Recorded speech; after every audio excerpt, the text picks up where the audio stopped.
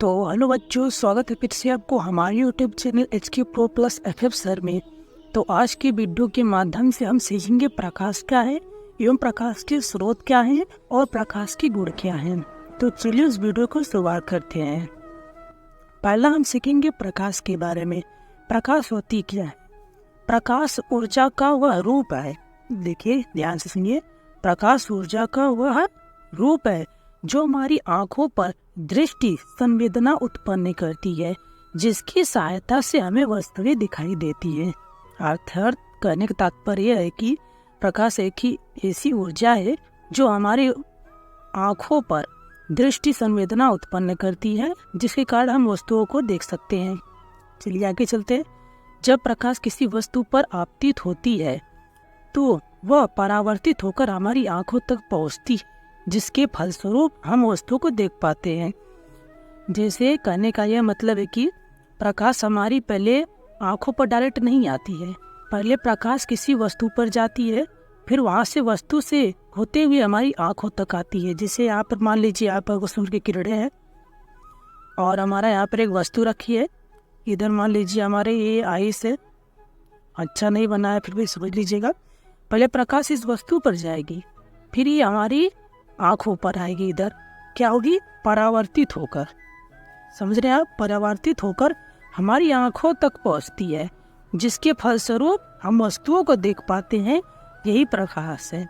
अगर आप board exam में इतना लिख देंगे प्रकाश के बारे में तो आपको नंबर नहीं काटा जाएगा आपका। अब हम चलते हैं, सीखेंगे प्रकाश के स्रोत कौन कौन से हैं।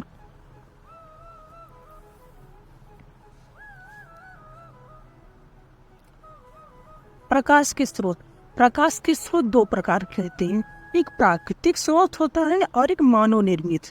अब ध्यान से सुनिए आप लोग। प्राकृतिक स्रोत मतलब कि जैसे सूर्य हो गया आपका, ये हमारा प्राकृतिक स्रोत है, मतलब कि ये प्राकृतिक द्वारा निर्मित है, इसने हमने नहीं बनाया है। और मानव निर्मित स्रोत जैसे आप बोल सकते हैं विद्युत बल्ब, मोमबत्ती, टार्च आदि, ये सब मानव निर्मित है। तो यहाँ पर ये हमारा कौन है? सूर्य। सूर्य क्या है हमारा? ये प्राकृतिक सोर्स की, मतलब प्राकृतिक द्वारा हुआ है। और मानव निर्मित स्रोत अर्थात जैसे आप लिख सकते हैं विद्युत बल्ब लिख सकते हैं, मोमबत्ती आप लिख सकते हैं, ऐसी आदि इसके स्रोत हैं। ठीक, और इन्हीं के आधार पर इन्हें दो वर्गों में बांटा गया है। एक होता है दीप्त प्रकाश स्रोत। अब इसे ध्यान कर सुनिएगा तभी आपको समझ में आएगा। वे प्रकाश स्रोत जो स्वयं ऊर्जा उत्पन्न करते हैं उन्हें दीप्त प्रकाश स्रोत कहते हैं। मतलब कि ऐसे प्रकाश स्रोत जो स्वयं से मतलब उत्पन्न करते हैं प्रकाश, किसी पर निर्भर नहीं करते हैं। जैसे आप कह सकते हैं कौन कौन मतलब स्वयं से पदार्थ उत्पन्न करता है प्रकाश। जैसे सूर्य बोल सकते हैं आप, सूर्य किसी पर डिपेंडेंट नहीं है, ये अपने से ही उत्पन्न करता है। आप बोल सकते हैं विद्युत बल्ब ये क्या है? मतलब ये लोग ऐसे हैं कि इन पे मतलब कि ये स्वयं से उत्पन्न करते हैं। जैसे सूर्य उत्पन्न करेगा। विद्युत बल्ब क्या है? आप लाइट को ऑन कर देंगे तो आपको विद्युत बल्ब मतलब दिखाई रहेंगी और रोशनी दिखाई पड़ती रहती है। ठीक, इसी प्रकार से अब देखते हैं अदीप्त प्रकाश स्रोत। वे प्रकाश स्रोत जो स्वयं उत्पन्न नहीं कर सकते, मतलब कि प्रकाश, आप यहाँ पर ध्यान सुनिए, वे प्रकाश स्रोत जो स्वयं ऊर्जा उत्पन्न नहीं कर सकते हैं, बल्कि ये दीप्त प्रकाश स्रोत से परावर्तित करके प्रकाश उत्पन्न करते हैं। अब आप यहाँ पर समझे नहीं होंगे, मैं आपको समझा देता हूँ। जो ये अदीप्त प्रकाश होता है ना, ये क्या होता है? स्वयं से उत्पन्न नहीं कर सकता है। ये क्या करता है ना कि जो ये दीप्त है, दीप्त प्रकाश स्रोत, मतलब कि ये जो नहीं है दीप्त, ये देखिए दीप्त वाले हैं ना सब, ये दीप्त वाले से प्रकाश स्रोत से परावर्तित करके प्रकाश उत्पन्न करता है। जैसे मैं आपको उदाहरण देता हूँ चंद्रमा। अब बोलेंगे चंद्रमा कैसे? अब मैं आपको बताता हूँ। देखिए यहाँ पर देखिए, ये मान लीजिए सूर्य है, ठीक, ये आपका सूर्य है, ये चंद्रमा है, और मान लीजिए यहाँ पृथ्वी है। तो ये चंद्रमा जो है ना, ये स्वयं प्रकाश उत्पन्न नहीं करता है। क्या करता है, इससे सूर्य की किरणें जो है ये इस पे जाती है चंद्रमा पर। ठीक, ये चंद्रमा पर जाती है तो ये चंद्रमा है, ये चंद्रमा में परावर्तित होती है। प्रकाश की जो किरण होती है परावर्तित होती है, इससे आप यहाँ पे देख सकते हैं परावर्तित होती है, और ये परावर्तित होकर तब पृथ्वी पर आती है, जिसमें इसमें अपन लाइट के फॉर्म में हम देखते हैं। तो ये कहने का तात्पर्य इसमें है कि वे प्रकाश स्रोत जो स्वयं प्रकाश उत्पन्न नहीं कर सकते हैं, बल्कि ये दीप्त प्रकाश स्रोत पर परावर्तित करके प्रकाश उत्पन्न करते हैं, उन्हें अदीप्त प्रकाश स्रोत कहते हैं। और दीप्त प्रकाश स्रोत क्या है, वे प्रकाश स्रोत जो स्वयं ऊर्जा उत्पन्न करते हैं उन्हें दीप्त प्रकाश स्रोत कहते हैं। जैसे कि सूर्य, विद्युत बल्ब, मोमबत्ती आप बोल सकते हैं, और टार्च बोल सकते हैं, ऐसे आदि आप बोल सकते हैं। ठीक, अब हम जानते हैं कि प्रकाश के कौन कौन से गुण हैं। प्रकाश के कितने गुण हैं, अब हम उसके बारे में जानेंगे। प्रकाश के गुण देख लीजिए। प्रकाश सदैव सीधी रेखा में चलती है, मतलब कि प्रकाश सदैव सीधी रेखा में चलती है। आप कभी प्रकाश को ऐसे देखे हैं कि हाँ ऐसे चलेगी प्रकाश, अब ऐसे चलेगी, ऐसे चलेगी, ऐसे चलेगी? नहीं ना, ये क्या है, हमेशा एकदम सीधे में चलती है, एकदम एक मान। जैसे आप टार्च जलाते हैं तो क्या होता है, जैसे मान लीजिए टार्च है, आप जलाएंगे तो टार्च क्या है, ऐसे जाएगी, ऐसे जाएगी, ऐसे से नहीं जाएगी ना। टार्च क्या है, टार्च ऐसे आप जला दिए और प्रकाश इधर से निकला तो ये सीधे जाएंगी। ठीक, तो यह प्रकाश सीधी रेखा में चलती है, सदैव चलती है। अब देखिए, निर्वात में प्रकाश की चाल सबसे अधिक होती है। ये आपने तो पढ़ा होगा क्लास 10th में भी, और 9th में भी, 11th में भी पढ़ा होगी कि प्रकाश निर्वात की चाल में सबसे अधिक होती है। अच्छा, कितने लोगों को, बच्चों को पता है प्रकाश की जो निर्वात में चाल होती है C= वो कितनी होती है? अगर आप लोगों को पता है तो कमेंट में जरूर बताइएगा। अब देखिए, प्रकाश की चाल अलग अलग माध्यमों में अलग अलग होती है। जैसे निर्वात में प्रकाश की चाल अलग होती है, वैसे ही अलग अलग माध्यमों में अलग अलग होती है।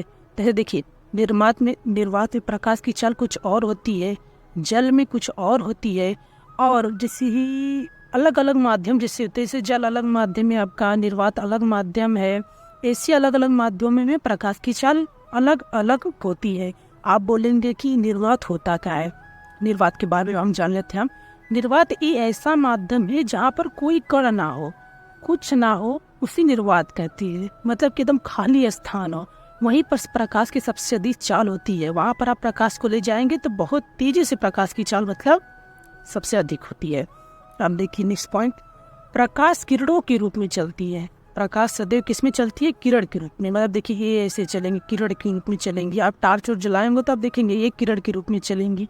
ठीक, प्रकाश में परावर्तन, अपवर्तन, ध्रुवण, व्यतिकरण, विवर्तन इत्यादि घटनाएं होती हैं। जब आप प्रकाश के चैप्टर के बारे में पढ़ेंगे तो प्रकाश का परावर्तन, अपवर्तन, व्यतिकरण, ऐसे ध्रुवण, विवर्तन इत्यादि सभी कुछ पढ़ेंगे। प्रकाश में ये सभी घटनाएं होती हैं। प्रकाश किरण समूह को किरण पुंज कहती हैं। देखिए, प्रकाश किरण जो होती है ना, वो समूह में चलती है तो किरण पुंज कहती है। और ये 3 प्रकार की होती है। कितने प्रकार की होती है? ये 3 प्रकार की होती है। ठीक, ये कौन कौन सी होती है अब आगे जान लेती है। एक होती है अभिसारी, अपसारी, और एक आपका समांतर।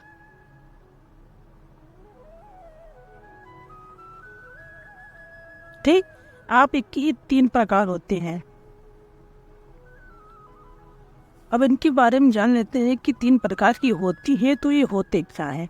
आइए थोड़ा सा हम नीचे कर लेते हैं। पहले हम जानेंगे अभिसारी प्रकाश के बारे में। जैसे जान लीजिए, मान लीजिए हमने कोई इधर से प्रकाश आ रही है। ठीक, ये मान लीजिए इधर प्रकाश है, ध्यान से समझिएगा। यहाँ पर प्रकाश है और ये प्रकाश, ये सभी एक बिंदु पर मिल जाती है। मान लीजिए कोई बिंदु है और ये प्रकाश इधर से आ रही है, ये प्रकाश आई और एक बिंदु पे मिल गई तो उसे कहते हैं अभिसारी। ठीक, और अपसारी में क्या होता है? अपसारी में ये होता है कि यहाँ से एक बिंदु से एक बिंदु है और एक बिंदु से प्रकाश इधर तक छिटक जाती है। ठीक, देखिए ऐसे से ऐसे। ठीक, आप समझिए ध्यान से। अभी सारे में क्या होता है कि कोई प्रकाश मतलब आती है और एक बिंदु पर मिल जाती है, तो उसे अभिसारी प्रकाश कहते हैं। अब सारी प्रकाश कौन सी होती है? चाहे एक बिंदु से जाती है, मतलब एक बिंदु से मतलब इधर कोई बिंदु है और इधर से प्रकाश निकली और ऐसे फैल जाएगी।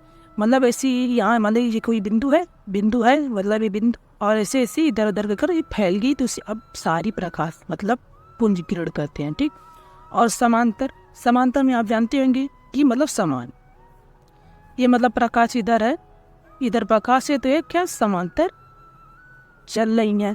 तो ये देखिए आज का टॉपिक हो चुका है। अगर आप लोगों को वीडियो अच्छा लगा होगा तो हमारे चैनल को सब्सक्राइब और लाइक जरूर कीजिएगा। तब मिलते हैं आपसे नेक्स्ट वीडियो में, जिसमें हम जानेंगे प्रकाश का अपवर्तन विवर्तन। अब हम उस वीडियो में जानेंगे। तब तक के लिए टाटा, गुड बाय, जय हिंद, जय भारत।